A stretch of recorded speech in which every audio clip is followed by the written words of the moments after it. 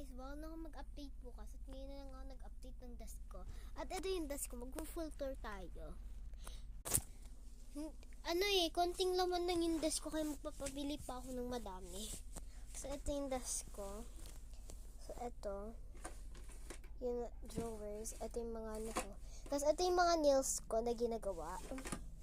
Tapos, ito yung mga maliliit na drawer ko. Ayan, may lip gloss, may pera, may nails, may tape,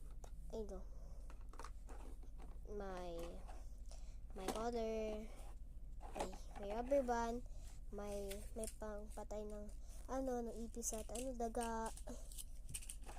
At etong dalawa wala pa eh. Kaya magpapabili pa ako ng madaming gamit para dito sa mga ano ko. Bye! See you guys later! See you bukas!